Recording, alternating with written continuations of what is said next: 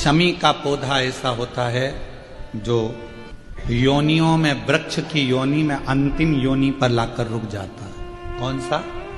शमी। इसलिए पंचदशमी पंच शनि पूजन की महत्वता होती है। क्यों कहा जाता है कि अगर कोई आपको ज्यादा परेशान कर रहा है, बहुत टेंशन दे रहा है, बहुत ज्यादा अगर वो इतना हताश हो गए कि आपने सोच लिया अब तो मर जाऊं तो अच्छा है, इसका नाम लिख जाऊं, ये सब चीज करने से अच्छा है पांच दशमी। दशमी जानते हो? पांच दशमी, कोई सी भी पांच दशमी आप चुन लीजिए, परंतु वो दशमी अमावस्या के पहले वाली नहीं होना चाहिए, वो पूर्णिमा के पहले वाली दशमी।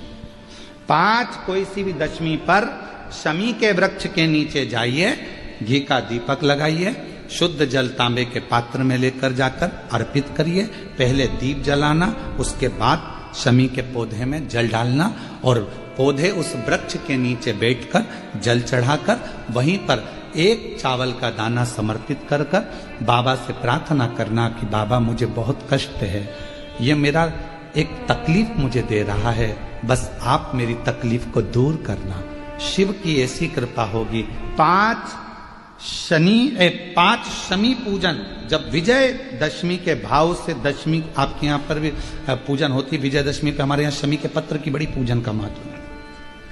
पांच दशमी पांच शमी पूजन कर ली जाती है तो जो भी आपका द्रोही होता है वो आपसे दूर हो जाता है या आपसे स्नेह कर कर आपके करीब आ जाता है। ये शमी पूजन वृक्ष योनि के अंतिम योनि का पूजन। सारे वृक्षों पर पत्थर पड़ जाते हैं, पर शमी के पौधे पर पत्थर किस लिए हम मारेंगे? कौन मारेगा? उसमें तो कांटे लगे रहते हैं, कौन मारेगा उसको? क्या कांटा झड़ाएगा पत्थर मार कर? नहीं। हम तो यहां तक कहेंगे कि शमी की आराधना साधना आपके द्रोहियों को, दुश्मनों को भी दूर कर देती। और मेरी जीजियों, मेरे जीजाओं, मेरी बेटियों, बेटाओं, मेरी माताओं, मेरे बुजुर्ग माता पिता स्मरण करें, जब जब यदि आपका हृदय दुख है, मन दुख है, तो एक शमी की पत्ती को शंकर के शिवलिंग पर जरूर चढ़ाएं, सारे दुख अपने आप समाप्त होना प्रारंभ। शमी का तो कोई कहे क्या वृक्षों में, पौधों में, पत्तियों में भी क्या, ये वृक्षों के अंदर भी क्या जीव होता है? क्या इसमें भी प्राण होते हैं? होते हैं, इसमें भी प्राण, ये भी ऑक्सीजन लेना छोड़ना सब कार्य इनका चालू है, ये भी जीवित है। जल नहीं मिलेगा मर जाएंगे, जल गया समाप्त।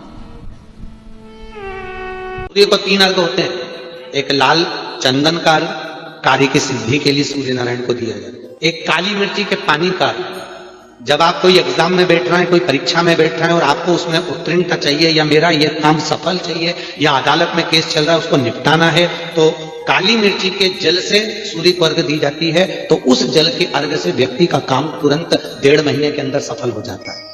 काली मिर्ची के अर्घ का इतना प्रमाण है। तीसरे नंबर पर है बेलपत्री के जल का सूर्य को दिया जाता है। बेलपत्री के जल का कौन देता है? जो बहुत बीमार पड़ा रहता है, जिसको कुछ ना कुछ शारीरिक कष्ट चलता रहे, कभी घुटना, कभी कमर, कभी पेट, कभी ब्लड प्रेशर, कभी शुगर, कुछ ना कुछ चलती रहे, तो वो लगातार 1 महीना बेलपत्री के पानी का अर्घ सूर्य को देता रहे, उसको रोग से निवारण हो जाता है। रोग से सूर्य अर्घ क्यों प्रधान?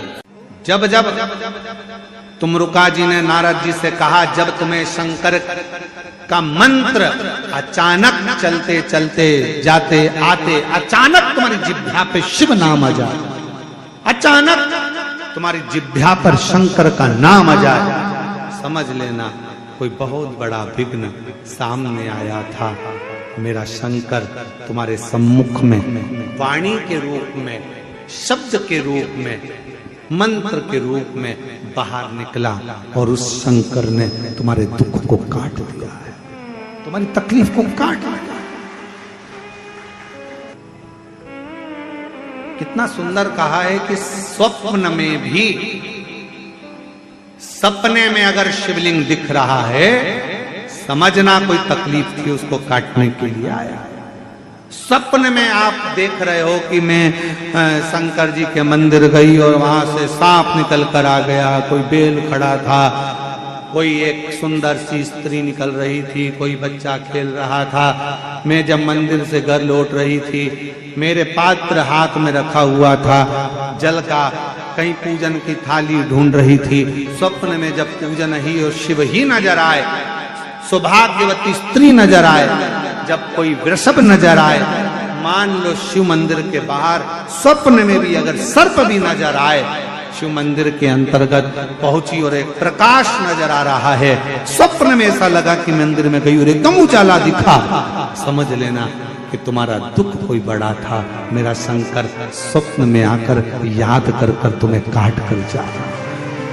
दुआ चाहे वो माता पिता की हो, घर के बुजुर्गों की हो, घर के बड़ों की हो, या फिर हमारे कोई परिचित की क्यों ना, वो दुआ हमारे जीवन में हमें सफलता जरूर देती है, हमें सुख जरूर देती है। शिव महापुराण की कथा कहती है, भगवान शंकर का पवित्र चरित्र कहता है, शिव महापुराण की कथा वर्णन करती है, जब घर से निकलो दो काम जरूर कर कर निकलो। पहला, घर में जो भगवान का मंदिर है, घर में जो भगवान का देव स्थान है, देवालय है, शिवालय है, उसको नमन करो, प्रणाम करो, विनय करो।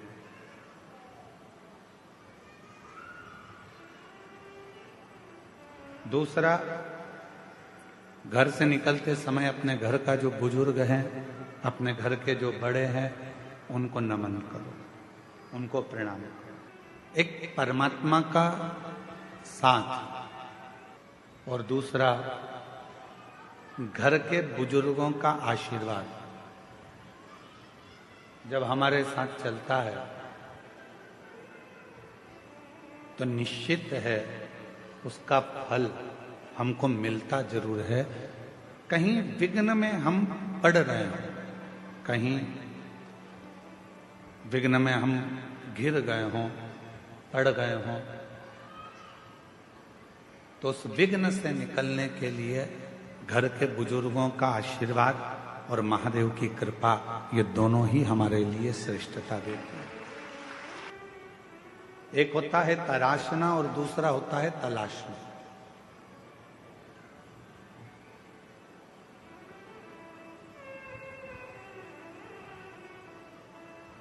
एक है तराशना और दूसरा है तलाशना।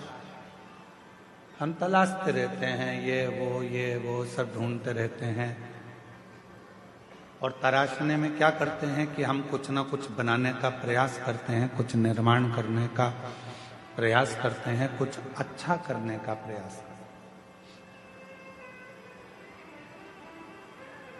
शिव कथा कहती है, भगवान शंकर का चरित्र कथा है, शिव महापुराण की कथा कहती है, तलाशना संसार में आकर हर व्यक्ति जो इस मृत्यु लोक में जन्म लेता है, पृथ्वी पर जन्म लेता है, वो कुछ ना कुछ तलाशता ही रहता है।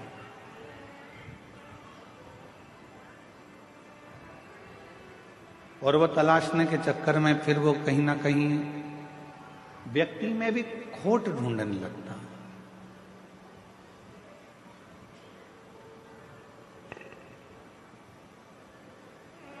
व्यक्ति में भी बुराइयां ढूंढने लगता है।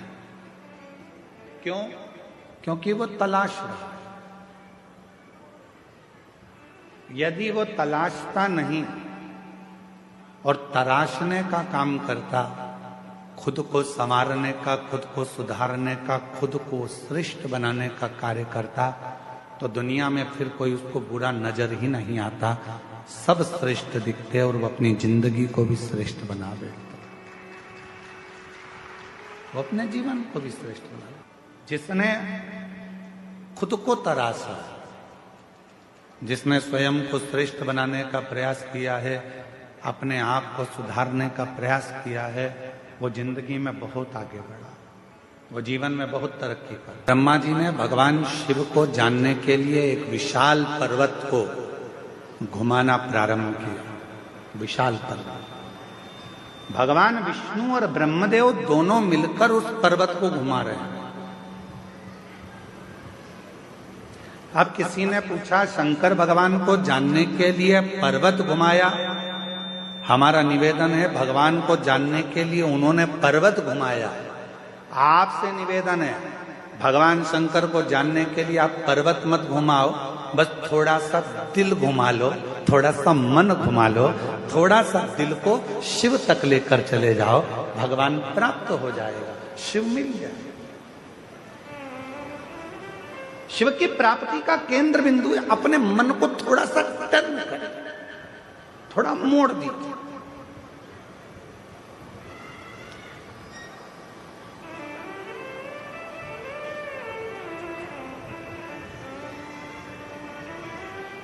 एक बात बताइए, हम जायसवाल जी के घर पर रुके हैं, ठीक है, जितेंद्र जी जायसवाल जी के यहाँ रुके, वहां से सीधा सीधा सीधा अगर